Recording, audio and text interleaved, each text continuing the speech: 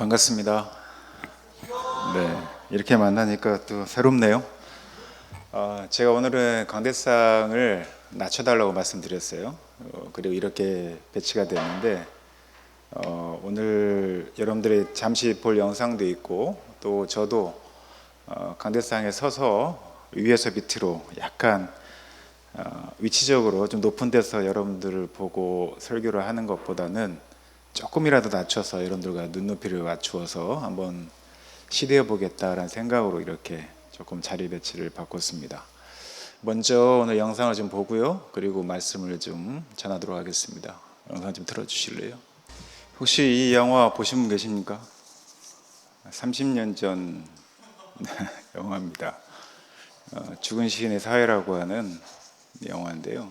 여기 나오는 국어 선생님, 영어 선생님이지만 한국으로 보면 국어 선생님이죠. 국어 선생님 돌아가셨죠.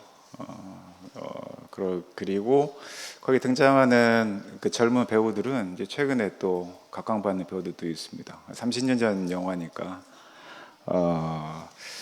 제목은 죽은 시인의 사회고요. 마지막 장면은 정말 잊을 수 없는 그런 장면 중에 하나입니다. 키팅 선생님이 교실에서 쫓겨나는 그 순간에 한 학생이 조용히 책상에 올라가죠. 책상에 올라간다는 것은 지금도 사실은 쉽지 않은 일인데 과정들이 있긴 한데요. 그 한 학생이 조용히 책상에 올라가서 이렇게 외치죠. 뭐라고 외칩니까? 캡틴, 오 마이 캡틴, 선장님이여, 나의 선장님이여 라는 내용입니다. 그 한마디가 공기를 바꾸죠. 교실의 분위기를 싹 바꿉니다. 그리고 더 이상 과거에 알던, 얘가 기독교 학교거든요. 기독교 학교에 엄중한 체벌이 있고 아주 엄격한 규율 안에 있었던 그 교실 안에 분위기를 싹 바꾸어 놓고 더 이상 순종적인 학생이 아닌 스스로 생각하고 느끼는 그런 인간으로 바뀌어지는 그 장면입니다. 저는 이 장면을 볼 때마다 이런 생각이 들어요. 교회도 그런 게 필요하지 않을까. 특히 지금 이 시대에는 더 그런 게 필요한 것 같습니다. 여러분들 500여 년 전에 프로테스탄트, 즉 현지 개신교가 시작이 된 것은 무려 1300년 동안 유럽의 기독교를 평정했던, 그리고 지도했던 카톨릭의 가장 심각한 문제를 극복하고자 하는 시작으로 프로테스탄트가 시작이 됐거든요. 그래서 현재 여러분들의 결과물이 있는 겁니다. 그때 그러한 운동 또 그런 움직임들이 있었기 때문에 기독교의 변화가 이루어진 것이고 현재 여러분들의 신앙의 자리에 있는 이 개신교가 태동을 한 겁니다. 어떤 혁명을 이루자라는 것이 아니라 저희가 말씀드린 것처럼 조금은 익숙한 시선에서 벗어나서 예수님의 얘기하셨던, 특히 오늘 본문 말씀이 그런 말씀인데요, 좀 다른 시선으로 우리가 좀 신앙을 바라보고 세상을 바라보는 용기가 필요하지 않을까라고 해서 약간 도전적인 내용과 또한 시작으로 여러분들과 말씀을 좀 드리려고 합니다. 목소리 잘 들리시나요? 솔직히 좀 긴장이 돼요. 저도 이런 소재로는 교회에서 잘 설교를 안 하거든요. 젊은 대학생들, 청년들이어서 조금은 좀 더 진지하게 신앙에 대한 여러 가지 고민점에 대해서 나눠보고자 오늘 본문을 정했고요. 설교 방향을 설정을 했습니다. 이 키팅 선생님이 했던 유명한 말이 있습니다. 학생은 선생님에 대해서 캡틴 오마이 캡틴, 나를 이끌어준 선장이요, 나의 선장님, 이렇게 이야기를 하게 된 배경이 있어요. 키팅 선생님이 했던 유명한 말 중에 하나가 카르페 디엠이라는 말이 있습니다. 그 말도 들어보셨나요? 카르페 디엠이 라틴어인데요, 오늘을 즐겨라 라는 이야기입니다.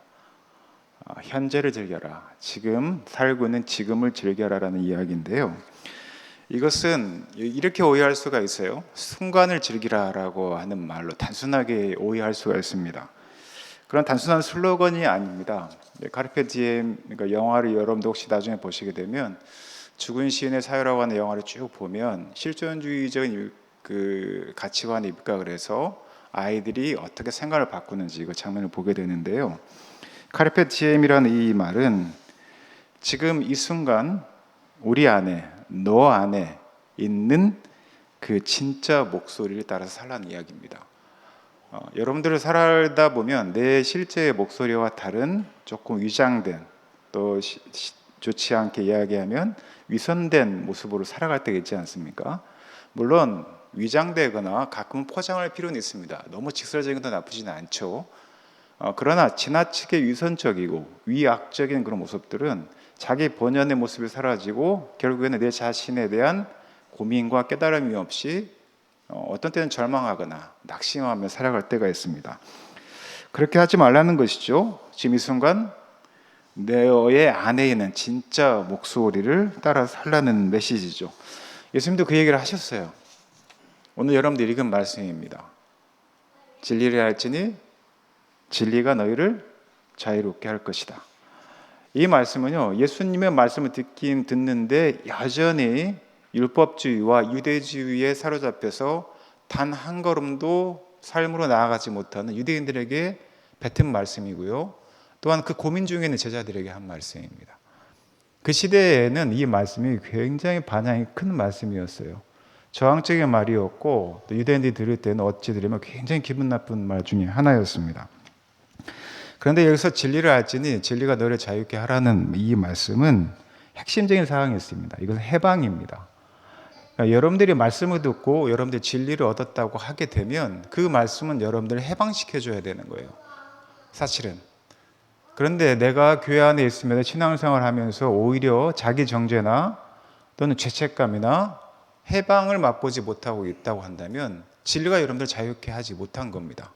그래서 진리를 자유케 하는 분명한 노력들, 헌신들, 그리고 가치의 변화들, 깨달음들이 있어야 되는데 예수님은 그걸 우리에게 요구를 하고 계시다는 거예요. 진리를 알지니 너희가 나의 참 제자가 되고 진리를 알게 될 것인데 그것이 너희를 자유케 하는 것이 바로 진리의 가장 본래의 모습이다라고 이야기하는 겁니다. 여기서 말하는 그 해방이라고 하는 것은 규율을 벗어나는 것을 의미하는 것이 아니에요. 우리가 어떤 형식이나 어떤 규율 안에 매여 있다 보니까 답답함을 많이 느끼는데요. 더 정확한 의미는 뭐냐면 거짓으로부터 벗어나라는 겁니다. 여러분들이 가끔 이런 생각을 합니다. 내가 어떤 규율에서 벗어나는 것, 어떤 엄격함에서 벗어나는 것, 이것만이 나에게 해방을 준다고 생각합니다. 근데 그렇지 않습니다. 어떤 루틴이나 어떤 규율은 그 사람의 가장 기본기를 만들어주는 거예요. 그런데 그 안에 내 마음에 거짓이 들어오게 되면 그 해방감보다는 그 규율이나 엄격함 때문에 더 답답함을 느끼고 낙심을 하게 되는 거거든요. 진리라고 하는 것은 우리에게 어떤 강제적인 게 분명히 있습니다. 왜냐하면 삶의 가치라고 하는 것들은 내 마음대로 하라는 게 아니거든요. 어떤 기준을 정하는 겁니다. 그런데 그 기준이 나를 억압한다고 한다면 그 억압의 이유가 뭔가, 거기서 해방한다는 게 무엇인가라고 심각하게 고민해야 된다는 것이고요. 그것은 결국에는 거짓으로부터 벗어나라는 것이라는 겁니다. 여러분들 살다 보면 되게 고민할 때가 많죠. 외부의 시선도 있고 또 내가 보여줘야 될 모습도 있고 또 교회에서 또 어떤 역할들을 감당하거나 또는 교회를 출석하게 되면 가면을 쓴 내 모습을 볼 때가 있습니다. 저는 여러분들이 외부의 통제보다는 내부의 가면에 좀 더 집중했으면 좋겠습니다. 저도 사실 오랜 기간 동안 내부의 가면을 쓰고 살았던 적이 있습니다.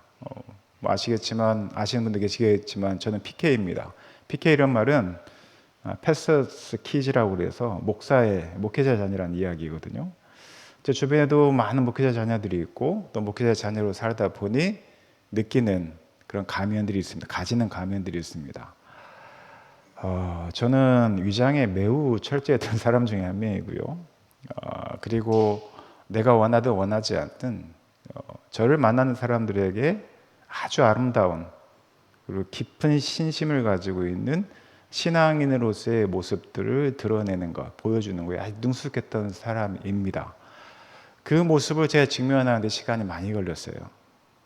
내가 거짓으로 누군가에 포장해서 내 내면의 가면을 걷어낼 수 있는가? 걷어내지 못하는가? 만약에 이것을 걷어내지 못하면 내가 가진 신앙이 가짜일 것이고 또한 위장된 것이고 또한 위선이 될 거라는 것이 너무나 자명했기 때문에 이것을 걷어내는 과정이 쉽지가 않았습니다. 저는 우리 DFC 청년들이, 대학생들이 신앙생활을 하다가 내 안에 내면의 가면이 생긴다고 한다면 그것을 심각하게 고민했으면 좋겠고요. 진리로 인하여서 내가 어떻게 해방될 것인지, 거짓으로부터 떠나게 될 것인지에 대해서 고민했으면 좋겠습니다. 진리를 알지는 진리가 너희를 자유케 하리라, 이 말씀은요, 하나님께서 이렇게 말씀하시는 거예요. 예수님께서 여러분들이 이렇게 말씀하시는 겁니다. 하나님이 너를 지으신 그대로 살아라는 거예요. 내가 어떤 사람인지 존재인지를 깨달으라는 겁니다. 내가 하나님께 지으신 그대로 살아도 좋다는 겁니다. 이게 복음이 주는 카르페 디엠입니다. 예수님 안에서 오늘을 붙잡고 그리고 그 자유가 나의 진짜 삶이 되는 그 시작, 그 점을 알라는 것이죠. 제가 오늘 설교를 15분만 하기로 했습니다. 거의 시간이 다 끝났죠. 여러분들과 할 얘기가 많기 때문에 여러분들이, 저는 오늘 이 설교보다는 대담하는 시간 동안, 대화라는 시간 동안에 더 많은 이야기를 나눴으면 좋겠어요. 한 가지만 여러분들이 이 생각을 가지고 오늘 설교를 듣고 또 대담 시간에 임했으면 좋겠는데요. 영화에서 학생들이 책상에 올라간 이유는 단 하나죠. 뭘 것 같습니까? 시선을 바꾸는 거예요. 책상 밑에 앉아서 있던 청년들이, 그 학생들이 책상 위로 올라가면 시선이 완전히 달라집니다.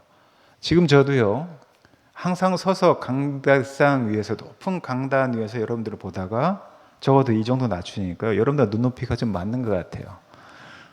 저는 되게 부담스러울 줄 알았는데 처음에는 그랬습니다. 여러분들 시선이 되게 부담스러웠어요. 너무 가깝게 느껴져서. 그런데 이 새로운 시선이 되게 새롭고요, 좋습니다. 나이는 이제 55지만 친구 같은 느낌이 듭니다. 물론 저 혼자 착각이긴 하지만 이 말씀은요, 다시 말해서 아까 그 장면이 세상을 다르게 보게 하려고 했던 끊임없는 키팅 선생의 시도가 학생들한테 적용이 된 거죠. 그리고 그 학생들이 용기를 낸 거예요, 마지막 순간에. 여러분들이 예수님께서 말씀하시는 그 말씀을 이해한다면, 특히 젊은 청년들은 이 세상을 바라보는 시각을 지속적으로 바꿔야 합니다. 여러분들은 아주 변화무쌍한 세상 속을 살아가게 될 거예요.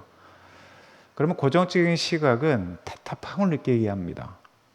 그리고 여러분들과 세상과 소통할 수 있는 거리가 점점 멀어지겠죠. 신앙이라고 하는 것은 눈을 들어서 하나님의 시선으로 이 세상을 바라보는 겁니다.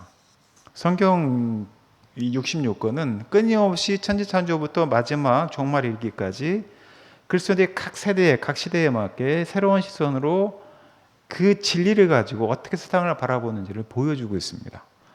여러분이 신학을 하신다고 한다면 그 지점에 대해서 한번 신학을 했으면 좋겠고, 66권이 왜 다 다른 저자들로 인하여서 저술됐는지, 왜 각각의 다른 시선을 갖게 됐는지, 이것을 알게 되는 건데요. 그럼에도 불구하고 또 다른 가치만 안에 들어가는 경우도 있거든요. 우리 청년들이, 어떻게 대학생들이 이 신앙이라는 것을 하나님의 시선으로 어떻게 눈을 들어 이 세상을 바라볼 수 있을까라고 하는 고민으로 보셨으면 좋겠고요. 제가 더 장담하건대, 제가 믿는 신앙 안에서 여러분들에게 말하건대, 그 시선에서 정말 진짜 자유가 시작된다는 것을 여러분들이 경험하게 될 것입니다. 여러분들의 교회 안의 형식, 세상의 평가, 여러분 많은 두려움들이 있을 거예요. 근데 그 두려움을 딛고 책상에 올라가 보는 거죠. 이런 시도들은 여러분들에게 매우 중요한 그러한 용기이고 또한 시도입니다. 말씀에 맺겠습니다. 신앙은 반항이 아니라 창조입니다. 여러분들 다른 시선으로 보는 것들을 많은 사람들이 반항이라고 생각할 때가 있어요. 목회자에게 어떤 청년들이 다른 시선으로 뭔가를 보고자 시도할 때 목회자들은 가끔 그런 생각을 합니다. 이거 나에 대한 도전이야? 이렇게 생각할 수도 있죠. 우리 김정환 목사님이 여기 대표로 있는데, 만약에 선교사님들이, 청년들이 목사님 이거 해보면 어때요? 이렇게 얘기를 했는데 목사님이 너 나한테 도전하는 거야? 이렇게 얘기하면 어떤 생각이 드세요? 더 이상 대화하고 싶지 않죠. 근데 이러한 시도들은요, 신앙은, 특히 신앙생활을 한다는 것은 반항이 아닙니다. 그런 시선으로 바라보는 것은 반항이 아니라 저는 새로운 창조라고 생각합니다. 전 DFC가 작년부터 또 올해 많은 시도들을 하고 있다고 생각합니다. 이건 새로운 창조죠. 이런 창조의 행위가 DFC의 분위기를 바꾸고 또 영향을 끼치고 또 신앙생활에 분명히 영향을 준다고 생각합니다. 요즘에 애들은 순종하지 않는다 이런 얘기를 합니다. 이 순종을 떠나서 요즘 애들에게는 뭐 시키기 어렵다는 말이 저희 세대의 목회자들, 되게 나이 드신 분들이 항상 하는 이야기예요. 뭐 시키기가 무섭대요. 왜? 순종하지 않으니까, 듣지도 않으려고 하니까. 근데 저는 이렇게 생각합니다. 저는 다르게 생각하는데요. 그것은 순종이 없는 게 아니라 우리 MZ세대들은 순종이 없는 게 아니라 의미 없는 순종을 거부하는 거라고 생각합니다. 저는 이것도 매우 중요하다고 생각해요. 순종이라고 하는 것은 복종이 아닙니다. 그리스도 안에서 순종은 의미 있는 순종이에요. 그러면 그것이 나에게 자유를 줍니다. 창조의 행위를 여러분들이 계속 하셨으면 좋겠어요. 예수님의 안에서의 자유는 내 멋대로 살라고 하는 것이 아닙니다. 그런 방종이 아니에요. 하나님 안에서 어떻게 너답게 살라라는 겁니다. 키팅 선생님이 나갈 때 이 학생들이 창조의 행위를 한 것처럼 새로운 시선으로 자기 앞길을 개척한 것처럼 우리 사랑하는 DFC 우리 청년들, 학생들도 신앙생활 안에서 새로운 시도들, 새로운 창조의 행위, 진리를 알아서 진리 안에서 온전한 자유를 누리는 그러한 우리 성도들 또는 청년들이 되었으면 좋겠고, 또 이후에 여러분들이 그것이 여러분들을 정말 크게 변화를 줄 겁니다. 그리고 마음의 평안을 얻을 것이고 자유롭게 될 거라고 하는 것, 이 세대를, 다음 세대를 새롭게 만드는 첫 출발점이 될 거라는 그 믿음을 가지고 이 예수님 말씀을 신뢰하며 살아가시길 예수님의 이름으로 축원하고 부탁드립니다. 기도하겠습니다.